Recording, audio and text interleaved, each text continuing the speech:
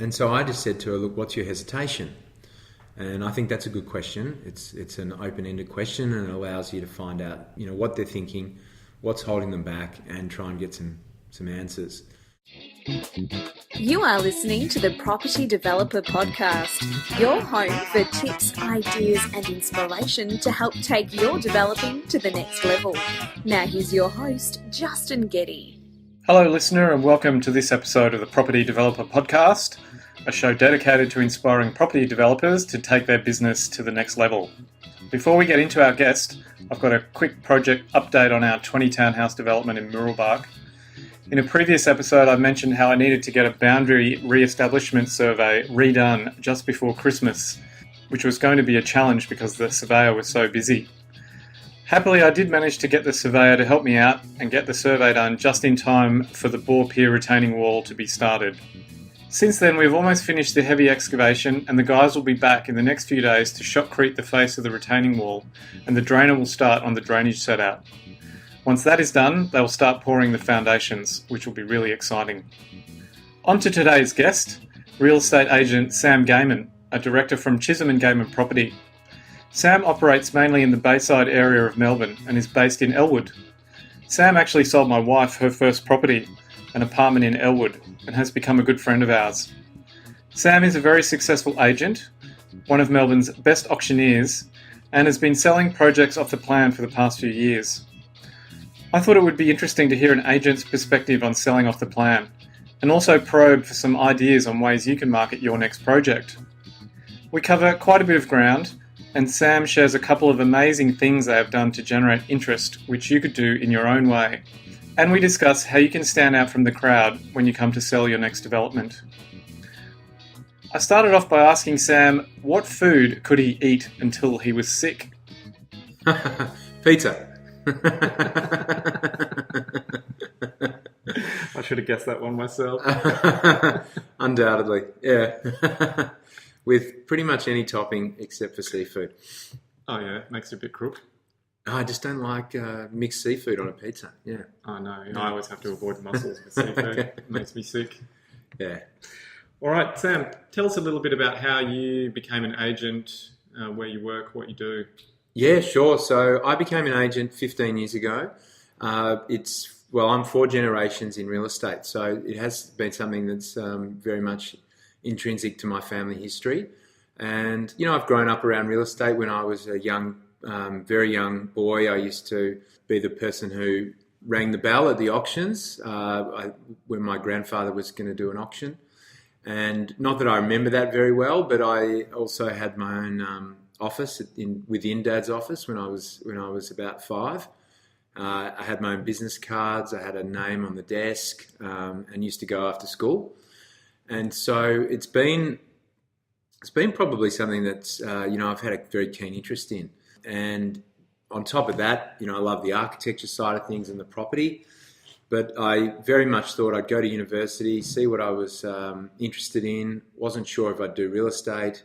Studied a Bachelor of Arts in archaeology, anthropology.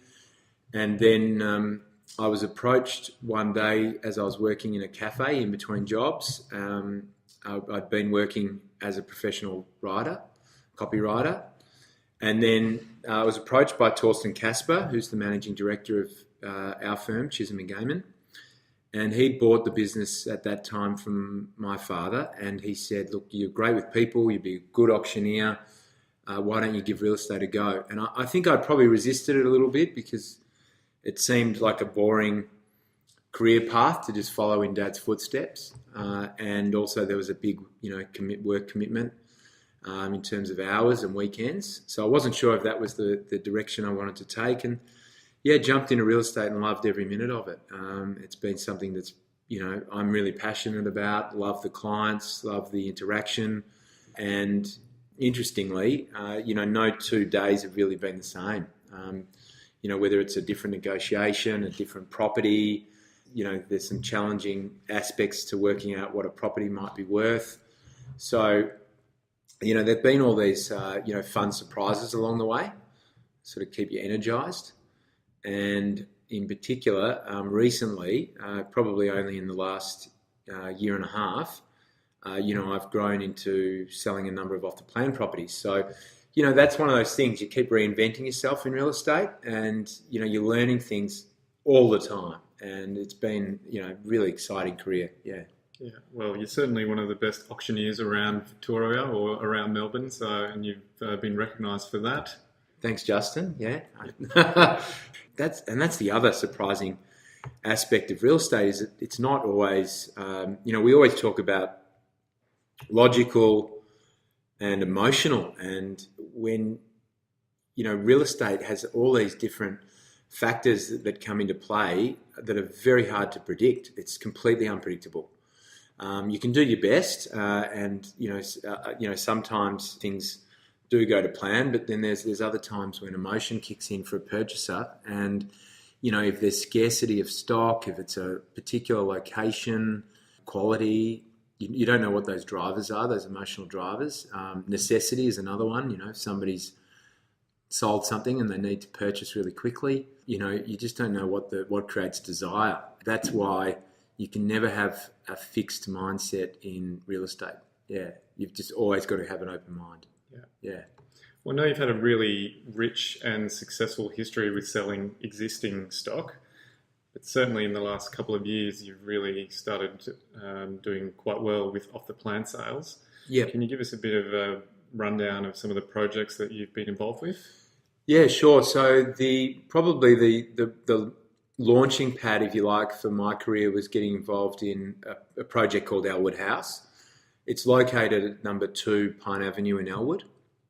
It's a site that I've had an incredible connection with. It used to be the RSL in Elwood, and it's a 1,400 metre site that is shaped in an L shape. It has a 20 metre commercial frontage. It used to be the RSL with a car park behind, and when I was at university, it was one of my first jobs, was working behind the bar, pouring beers. And then, some 12 years later, I had the opportunity to sell that site for $6.275 million.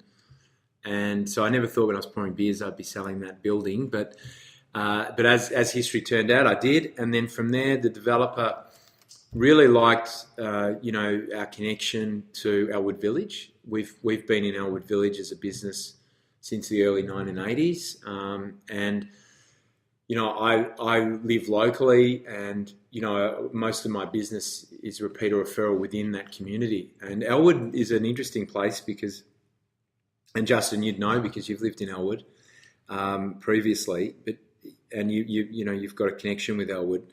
That it's very friendly. People know one another, and I think you would attest to that experience as well. Yeah, I also know that the RSL used to serve Melbourne's 11th best Parma. Yeah, number 11. It was a good Parma. It was a really good Parma. Yeah, I missed that Parma. And so from there, we were lucky enough to be entrusted by the Piccolo Group to be given the opportunity to sell the project. But what was so exciting about that particular project is that it's created benchmark pricing within Elwood, and in some cases within City of Port Phillip and Bayside. So it achieved some incredible heights. It proved to the market that there was a desire and a need for a boutique luxury product, and that people would pay for that product. And that along that journey, we were able to be involved, or invited to be involved by Piccolo Group into all of the marketing discussions, from the naming of the building right through to an analysis of floor plans, through to pricing, and then into marketing strategy. And that's something that's evolved all the way along that project. There's 31 apartments. We've sold, nearly completely sold out the building. And from there, that was a real launching pad into a few other developments. We sold a site off market in Ripponlea, number 118 Brighton Road. Ripponlea, the building was named Platinum 118. That was 11 apartments. We sold that out in a space of 3 months, which was highly successful. We achieved great square metre rates there as well. And then we also springboarded into another project by the same developer, which was a really interesting case study and that's called Wilton. That's in Wilton Grove in Elwood. It's a beautiful cul-de-sac, leafy cul-de-sac near the beach, and it's a project of only 8 apartments, of which 2 were in an old house at the front, and then a brand new building at the rear, which was 6 apartments. We inherited that building from another agency that had an exclusive on that for the first, I think, 4 months. They didn't sell one property in 4 months. We sold out in 4 months. So that was a very successful project for us as well. We've then moved on to another building, which is a building by Low Construction. It's number 1A Rothsay Avenue in Elwood. It's a boutique development of 10, and we've been achieving exceptional square metre rates there, roughly 12,500 per square metre for 2-bedroom apartments with 1 car space. And they're all designed for owner-occupiers. And then we've moved on to another building on Tennyson Street as well, number 114 Tennyson Street in Elwood, and we're about to launch a project that just sold. It was the old motel site in Elwood on Ormond Esplanade, number 47 Ormond Esplanade, and that was purchased for roughly $6 million with a permit for 23 apartments. And we've actually, in conjunction with the developer, we've sat down and redesigned the building, still incorporating the same architect that did the permit, but we've actually decreased the number of apartments and made them larger to suit owner-occupiers. And that, yes, in turn means the prices and the square metre rates are likely to go up, but we've seen that market is proven and tested in Elwood and is likely to sell extremely well. It's also beachfront, so it's pretty exciting. So there's all this flow on of different projects that we've been involved with.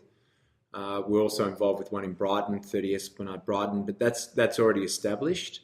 However, there's 6 townhouses that we've launched as brand new, and then we'll be releasing apartments to the market, which are waterfront apartments, and they'll be off the plan. And how much input into the floor plans would you have? It very much depends on which stage of the project we get involved. When we inherited Wilton Grove, as an example, we were really given marketing that was already in place. The site was bought with a permit. The developer wanted to be in and out really quickly, and as a result, he decided to not make any major amendments to the plans. What we did is we had a look and really looked at the marketing and changed a number of things. But with something like Elwood House, with Rothsay Avenue, we've sat down with the developer at the early stage and considered every floor plan. We've had a look to see, are they tailored to the right market? Is there a strong buyer group for these apartments? Is there something that the market responds to that they're looking for that needs to be incorporated? And if we're dealing with owner occupiers, we tend to find, if you've got great outdoor areas, there are little things that we've made sure that have been added. For example, in most cases, people want an island bench in the kitchen. We've made sure that there are taps on the balconies. We've made sure that there's gas points on the balconies so that the owner-occupiers aren't having to drag gas bottles up a lift. We've made sure that there's a storage element. We've incorporated, where possible, we've incorporated awnings for an outdoor area. We've made sure that there's a particular level of finish in the expectation. And one of the small things you get with owner-occupiers is that they tend to want a wider oven. And so those little details, being able to tailor something in a floor plan and having a look to make sure that bedroom sizes are big enough, where the bathroom's located and is there an efficiency in the floor plan. So it's all very important, and in most cases, the best developments and the most successful ones are where the agent is involved early, because we're at the coalface and we know what people want. There's a consistency often in what these people are asking for. And the added benefit of that is that the agents are fully engaged from the beginning, and they're able to buy into that vision and then on-sell that to potential buyers. Yeah, well, I think that makes all the difference. The more ownership that we have, or sense of ownership of a project, the more knowledge we have, and we all know information is power. But in off-the-plan sales, the sale can be lost or made in a very short amount of time based on how quickly, confidently the agent can communicate an answer, and how well they know that building or how well they know those plans.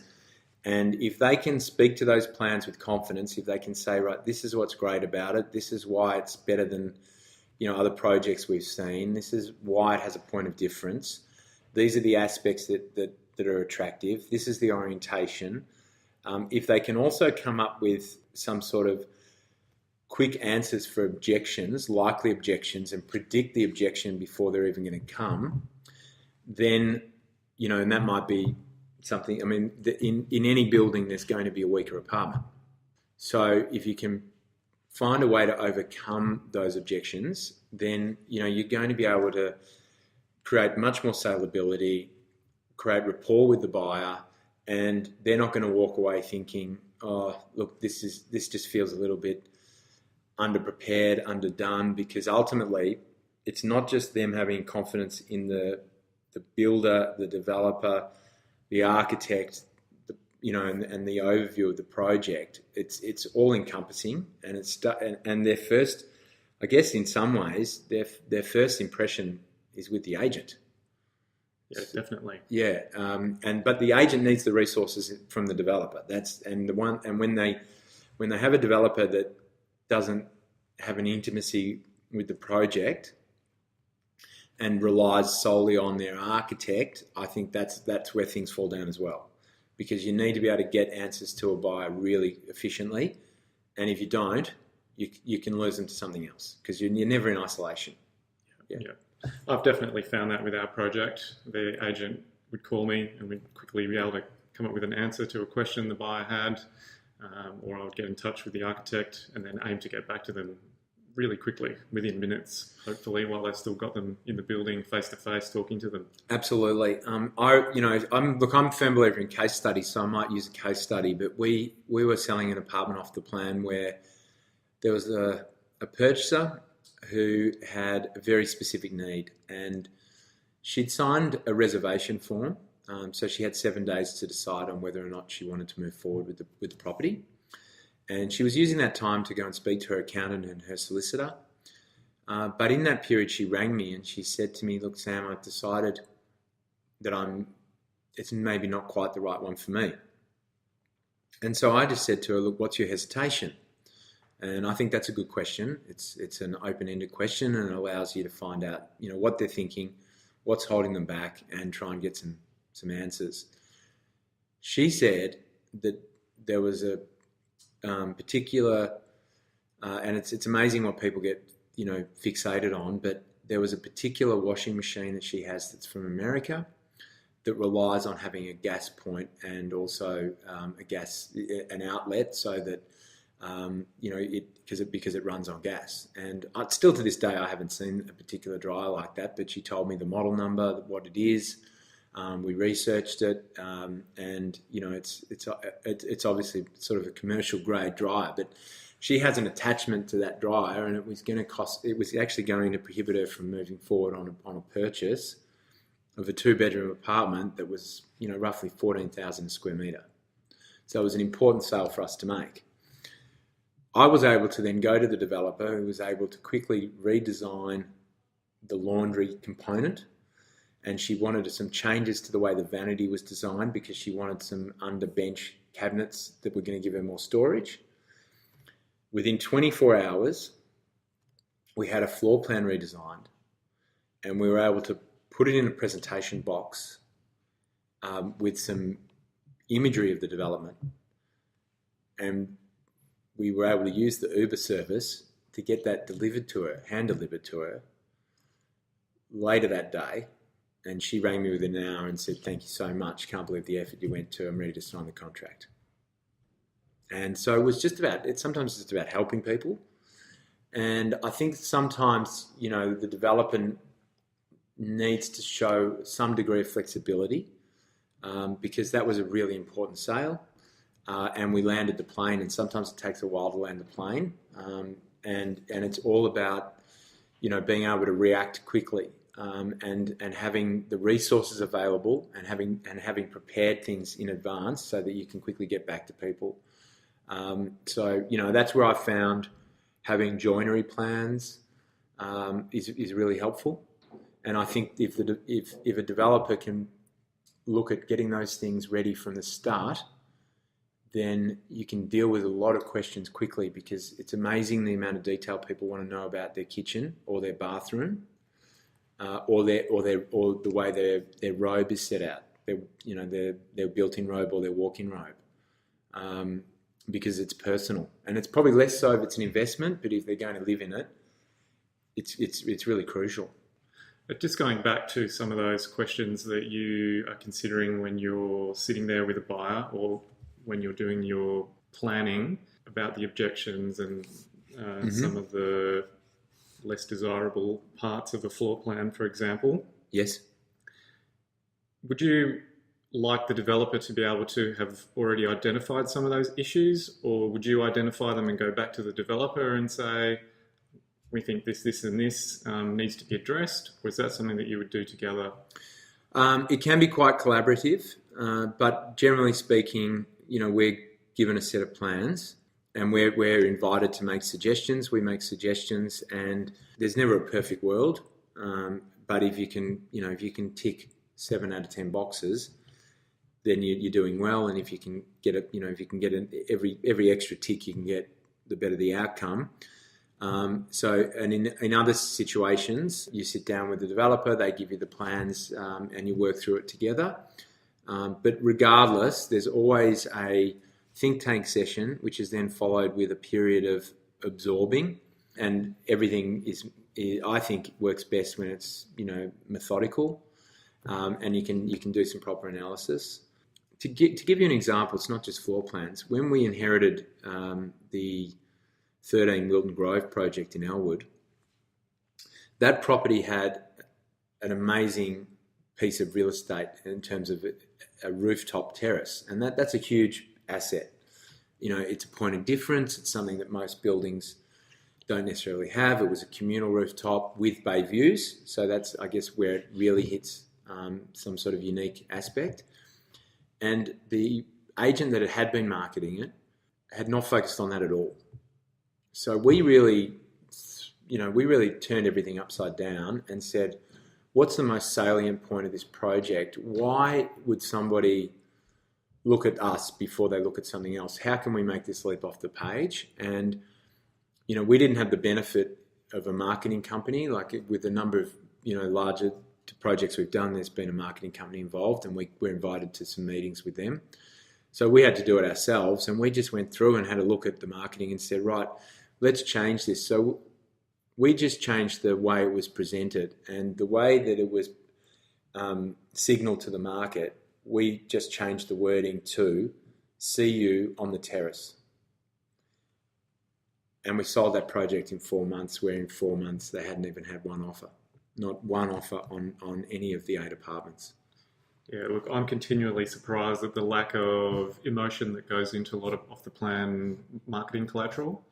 Yeah, there's just a lot of focus on function, but there's very little emotion. I think there's a real opportunity out there for developers to target that emotion and get buyers engaged and excited about where they might be living.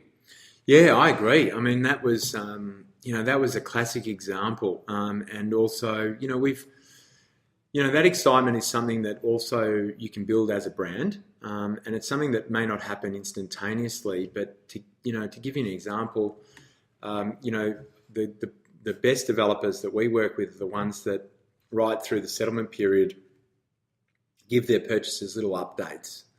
Videos are great now, so we're seeing purchasers being sent emails with a video of, here's your new home, here's the basement being poured, and it'll be done on a time lapse, and you get these little snapshots along the way, and it builds their excitement. And then when it comes to delivery, they're talking to their friends about it, and the developer's building something that's a brand, and then people will, if they've got another project, people might buy into it, they might tell their friends about it, and it sort of snowballs from there.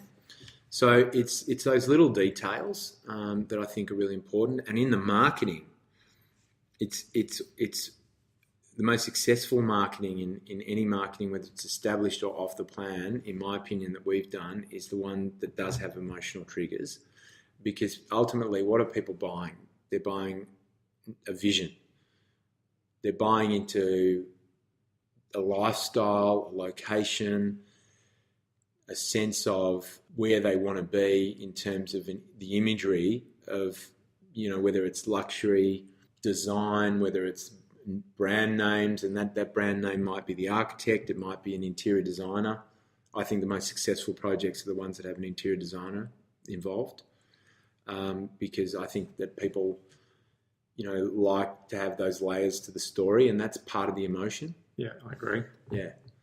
So I agree with you. I think people need to focus more on the emotion. With Wilton Grove, the other thing that we changed, maybe getting a little bit off topic, but they had these tiles that were really personalised, and we just said to the developer, look, we respect that the designers picked these. We actually love everything the designer's done, except we think that there's two things in the kitchens that, probably just a little bit too personalised, and there's a shelf there where it could be overhead storage. And ultimately, do people really use shelves? I mean, they collect dust, I think. People like to have things concealed.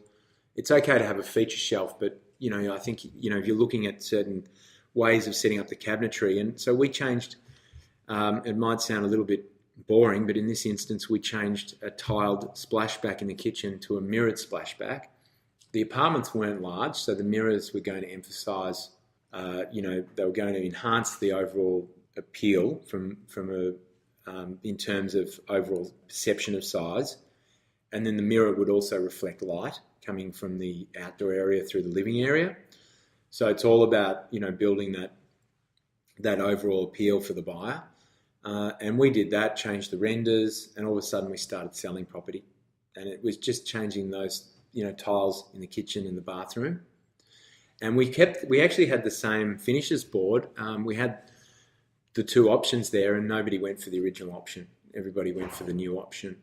That's something that I think there's always tweaking that can be done. And if you're getting resistance or the sales aren't coming, then you need to have a look at the greater picture and say, right, is there something that maybe we overlooked here?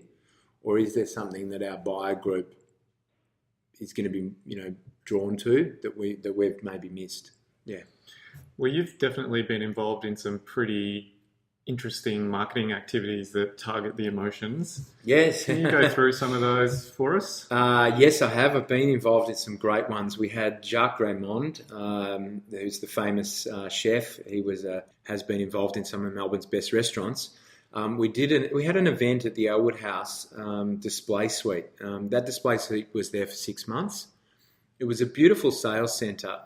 It was a fully completed kitchen, living area, bathroom and a master bedroom, and in between, and you saw it, Justin, but in between there was a large area which was fully tiled, and it was a sales centre, but everything had this sort of feeling of grandeur, and we had high ceilings and lots of light, so it was a beautiful area to entertain.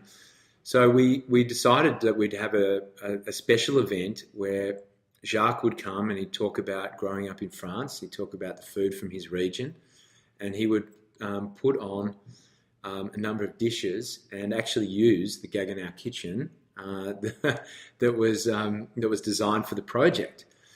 And we had that videoed. We had champagne. We had the help of a media company.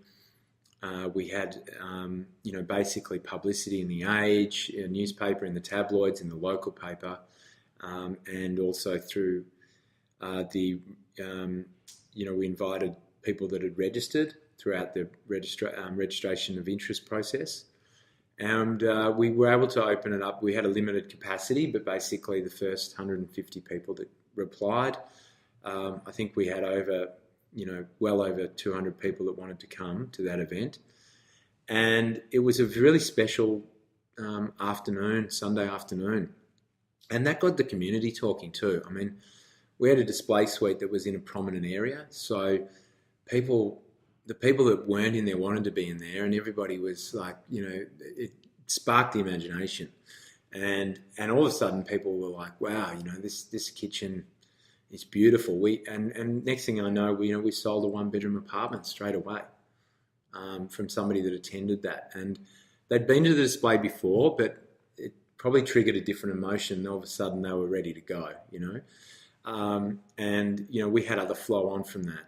We also had the event was then the video went onto the website, and that created activity. And I just recently sold one of the penthouse level apartments in there, where the lady said to me, I've watched every single video, and she said, I feel like I've sort of missed out on the fun, but it still gave this credibility and this sense of emotion to her, where she just wanted to be there. She wanted to be part of that. And what other events we've done? We had a design night with Hector Guthrie, the interior stylist, coming to talk to people about downsizing, throwing out the old orange couch, the burnt orange 1970s couch, modernising, what they should get rid of. Downsizing is a daunting process for a lot of people. So we wanted to think of things that were maybe going to give a comfort zone. And that was one of the ones that we did, and that was another fantastic evening. It was catered by Dandelion, who was one of the best restaurants in Elwood. So that was a really fun event.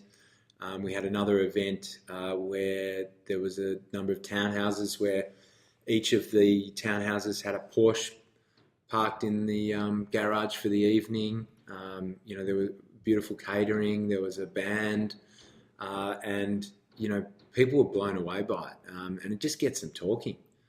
So it is a great way to create emotion within a project. And then we generally have a speaking element to it as well. So whether it's the architect, whether it's a designer, whether it's the developer, the agent, sometimes there's 2 or 3 speakers. You keep it brief, but you make it relevant, and people really enjoy it. And the important thing is to make sure that you don't go to Q&A on those evenings, because you can't predict which questions are coming, and you don't want to invite people in that forum, because you don't want to lose a real buyer by somebody who's an audience member who starts asking you about planning restrictions in the area, or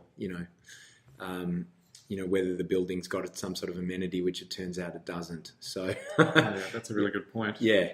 So that's just something to think about if you're doing those sorts of evenings. So I know there'll be developers listening going, yeah, that's fine, Sam, but that's all high-end development. What for a sort of more standard kind of development? Yeah, no, that's a fair point. Look, for a standard development, we've still had boardroom events in our office boardroom. It's a sizable room. We have a permanent display screen in our boardroom, which is set up with Bose speakers, so we can entertain people with music. We can play a video of the project, and that video might be an element of lifestyle. With there might be in some cases you have a model of the building, and models are great because obviously it allows people to orientate themselves in the building, to see where in the apartment it is. They can get a sense of, where the windows are, what the building's constructed of, where the entrance is, and they can place themselves in that footprint. So we've had great success with boardroom evenings, and it doesn't need to be an overly expensive night. A few bottles of champagne, some chicken and cucumber sandwiches, and then making sure you've got all the marketing collateral. So you want to have great finishes boards. You want to have the floor plates of the building so people can see where the apartments are. You want to make sure you've got a detailed price list with stamp duty reductions, your square meters, all the information that people might be likely to ask, the owner's corporation fees, and just having all of those elements prepared, and then inviting the database or running registrations of interest on the internet. It can be supported by a web page. And to developers out there, I would highly recommend, that you do some element of print media, because the print media, if you do spend the money on the print media, I know the internet is an important tool. I know it's the most successful, but if it's underpinned by print media, you allow yourself an opportunity to get editorial, and it depends on who your market is. But if you are targeting owner-occupiers, it is phenomenal how many of the older demographic read the local paper or a tabloid and will come as a result of those editorials.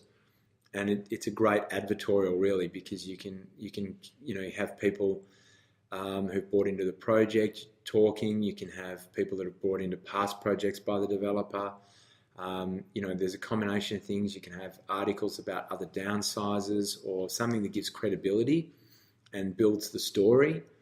And we have sold so many properties off the plan from people reading, because we ask everybody, how did you hear about it? And sometimes, yes, they've seen it on the internet, but that article drew them to come along and maybe gave them a sense of appreciation for the project. And so I think it's a really important tool. There's no doubt that there are certain things that you can do.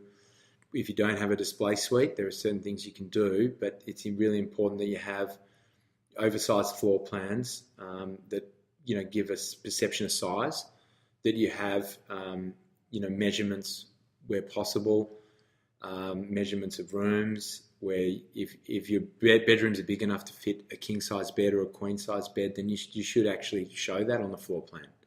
Don't hide from that. Give yourself an opportunity. And also, to have a features list, some of the things that people maybe don't see.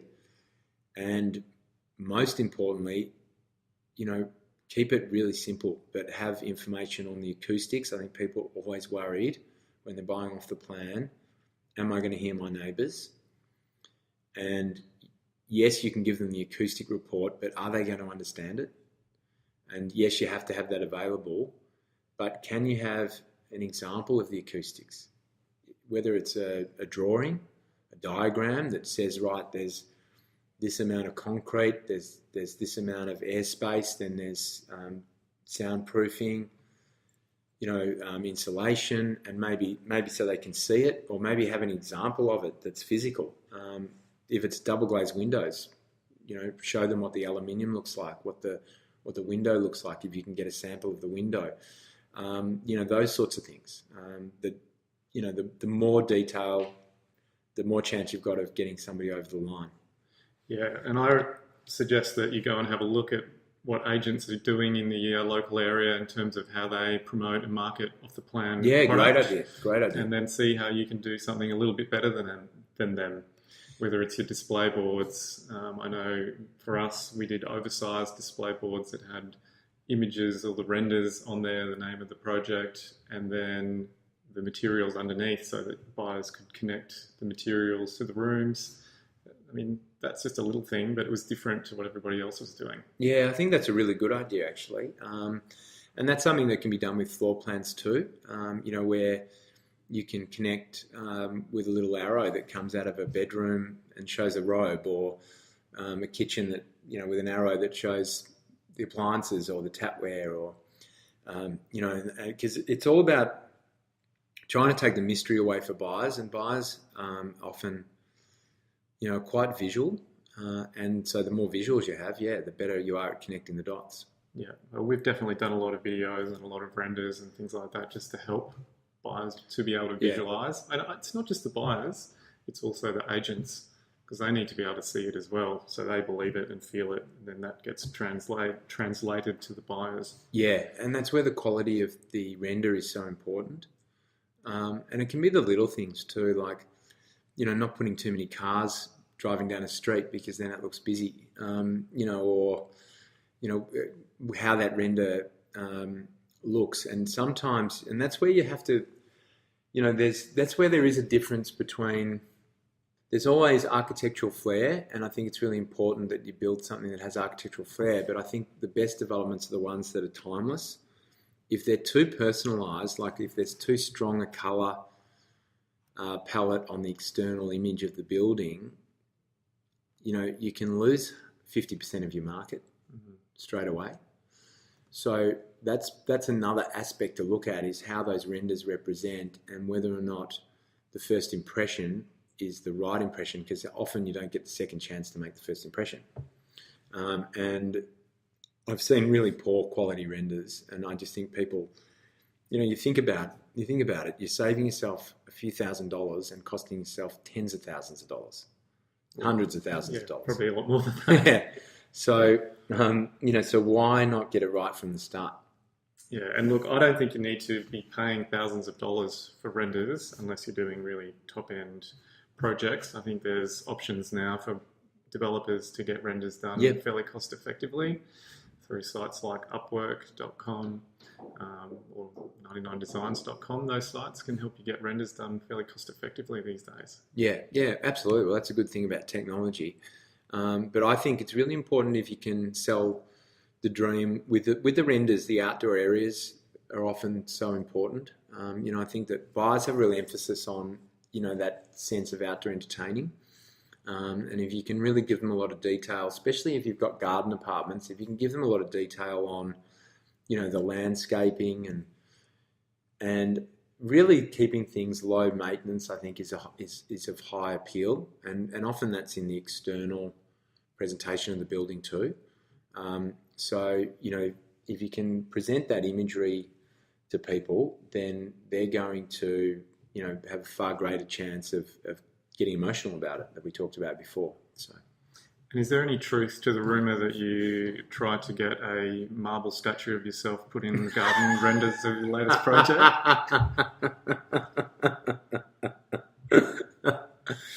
Well, it's quite funny actually, because I should say there's no truth in that, although a few people would believe.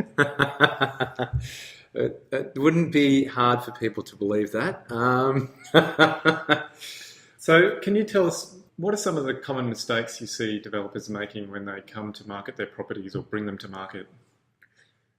Underprepared. You have to prepare for success. So underprepared in the amount of information they've got, not having their own intimacy with the development. Floor plans, if they've made mistakes with the floor plans. For example, people want generous living space, or they, where possible, they want the island bench that I talked about before. If the outdoor area is not big enough, if the windows could have been bigger, if there's, some design flaw, that is a huge mistake. And rushing to market, that's another one, rushing to market. You need to have your collateral perfect right from the start, and don't be constantly chasing, behind the eight ball, saying, oh, we've really got to get that finishes board right, or, you've got to go to market 100% prepared. So that's probably one of the biggest mistakes that a developer makes. The other massive mistake, and it can be a tug of war between developer and agent, but is going to market with pricing that's too high. You can absolutely kill a project by going to market with ambitious pricing, where you could have had slightly ambitious pricing that you might have had more chance of getting more sales in a quicker amount of time, selling out the project in a much faster amount of time, and having a great success that people talk about, instead of the situation where you've got buyers that you probably had a great opportunity of selling to, who you missed out on selling to because there was a misalignment between their expectation, the market, and pricing, whereby you end up on the market for a longer point of time, where the market then sees you as something that hasn't been successful, and then questions why you haven't sold, and then it gets a lot harder to bring people back into the fray where you're then having to, really chase your tail the whole time and get people connected and potentially reduce your prices, and you might have to reduce your prices more than had you have gone to market at a fair and reasonable level at the start. And, so that it's all about creating momentum, and in my opinion, to be building at the right level, at the right point, very early, and you can't be reactive. You have to be proactive.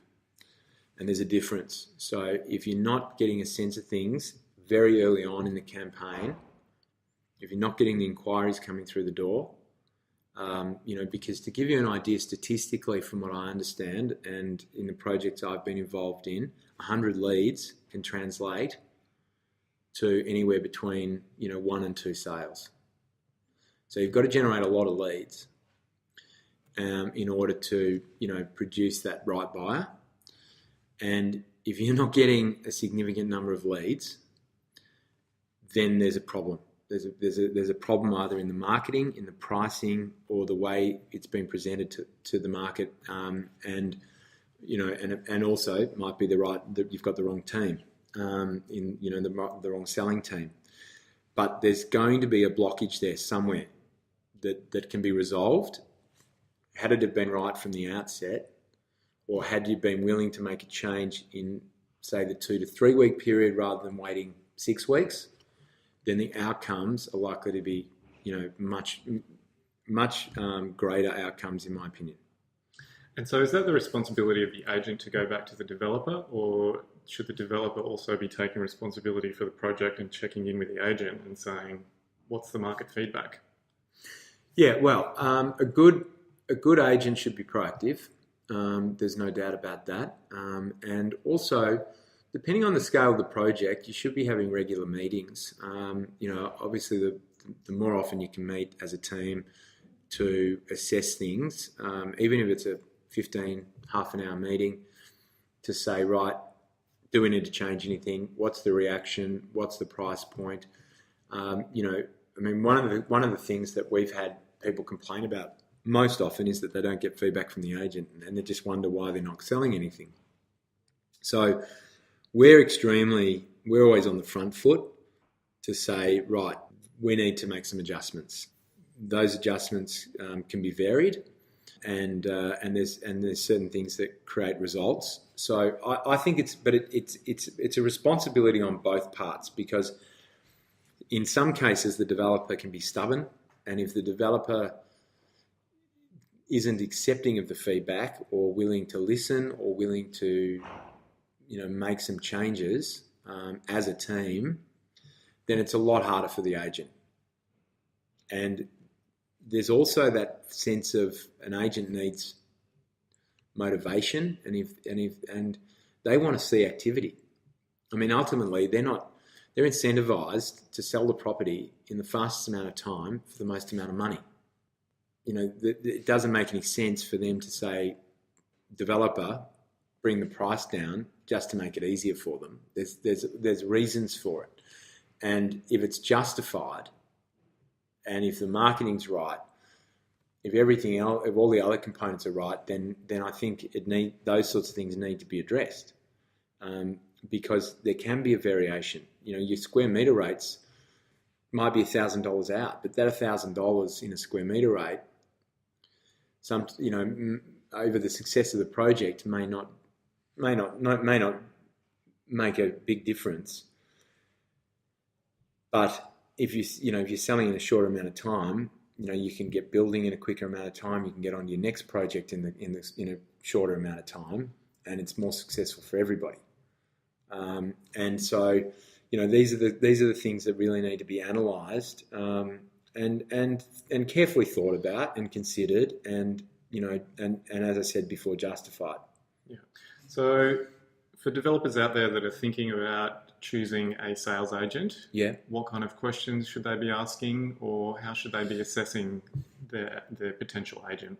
Yeah. So I think they should ask questions about, who's going to be involved in the project, because you want to have consistency in the communication with buyers. So obviously, asking about the experience of the agent. Now experience is not always essential. When we started some of our projects, my experience was mostly in established property. I mean, I was very well established in established property, but I probably had less experience with off the plan. But I made sure that I, owned it, learnt it. I made sure that I sat down with the developer at every point and turn to have a proper overview of that building more than once. And right up to launch, and then you go back through it all again. The repetition is really, really important. But I think you want to be asking, what strategies have they got involved? What experience do they have? Who is involved? Get a sense of how quickly they get back to you with things. Maybe ask them a few questions, over a period of a few weeks. See what sort of information you get back, see how quickly you get it back, because ultimately that's going to give you some sort of an indication as to how quickly they're going to respond to buyers. Because in my opinion, in off-the-plan sales, you need to be always responding, and in any sale, you need to respond to people ideally within a few hours of their inquiry. So in the shortest amount of time, and certainly always within 24 hours. And, I think it's the best way to respond to people is to email them back, but also phone them if they provide a phone number. And to also ask the developer about how they maintain their database, how they plan to do an EDM, how they're going to present the project, what involvement they're going to have in marketing, and try and get some sort of an idea of how important it is to them, because that, as I said before, that word ownership. If you get that sense that they've really bought into it, they're passionate about the project, and if they do have a little bit of experience with selling off the plan, then it's going to put you in really good stead to get great results. I really think it's important to have a knowledge of particular area. I think that there's a lot to be said in off the plan sales for understanding or getting to know that particular area, why people are gravitating towards it, why it's an exciting area to buy into. What's the long-term vision for that area? Where's it heading? What's the growth been? All those sorts of things. So you just want to pick an agent that's got, has a body of knowledge. Yeah. Is there anything else that, you've personally felt is important? I definitely think having that track record and experience of doing off-the-plan sales. Yeah. Because there is a difference between selling existing stock. Definitely, and yeah. Off-the-plan stock. Yeah. Which I wanted to ask you about. Yes. So what would you say is the big difference between the two types of sales? Look, there's a skill set that's in both, and the skill set that's in both is obviously communication, speed and negotiation. But on top of that, the skill set that I see that is across both is really being able to ask the right questions of the buyer. I think that exists in established and off the plan, because you need to know qualifying questions. And the difference with off the plan is sometimes is speed. So with established stock, if it's an auction campaign, well, you're kind of bubbling that buyer along for a period of time. And generally you're wanting them to come to the auction and put their hand up in 4 weeks. So you're massaging their interest over, probably a little bit more softly. Off the plan, the best selling process is if you can, have an agent that understands that they need to be able to create the motivators to keep people engaged and ready to act. And there's some pressure points in there. And those pressure points are things like, for example, we introduced a registration system to a couple of our developments where people had, a 5-day or a 7-day reservation period. We often went the 5 days so that we weren't losing the weekend. But it allowed us an opportunity to keep talking to that person and at least to have them buy in. So if they weren't ready to sign a contract, at least we were able to get them on the hook, and they were paid a reservation fee, which was refundable. But in most cases, we were able to answer any objections. And I think also that agent needs to be able to, and this is really important, where possible, get face-to-face with the buyer. You need them to see the finishes. You need them to walk into the display suite. You need them to walk into your office and have a look at the boardroom collateral. You need them to have a look at the marketing stuff, and you need to be able to then talk to them about the benefits of the building and not just sit behind and rely on email activity. Because it's great to send all this stuff out by soft copy, but, they get bogged down in it. They don't understand it. Your agent needs to be able to demonstrate what a room's going to look like, a room size, a ceiling height, to talk to them about the tapware, to give them an understanding that if the bathroom's tiled to the ceiling, that's an extra level of opulence, that if it's heated bathroom floors, to go through all of those details and to see that person face to face, to see how they're reacting to it, because it's very much in any sales, body language is really important. And, you're not going to get that if you're just on the phone and relying on sending out an email that says, here's the floor plates, good luck, Mr. and Mrs. Buyer. You've got to follow up. Did you have a look at that? Would you like to come into the office? Maybe you have inspection times. When we were at the display suite, we made it easy for people to come in there. We had hour-long inspections. We've done different things to keep sales. When we launch projects, we've created that level of mystique where we don't give any information at first, and we booked one-on-one appointments in the display suite for the first 50 most qualified buyers. Whatever it is, you need to be able to have strategic selling tools that help you get from point A to point of sale, and that takes creativity at some point. And it means that you need an agent that you think is not just an agent that has a negotiation ability, but also has some creativity involved, that's going to be able to make suggestions along the way collaboratively, like we talked about before, because there's a lot of experienced developers, there's a lot of great marketing teams, but you're dealing with human emotion and you're dealing with relationships, and if that buyer feels as though the agent, has integrity, that the project has integrity, then the way that they're going to engage is completely different.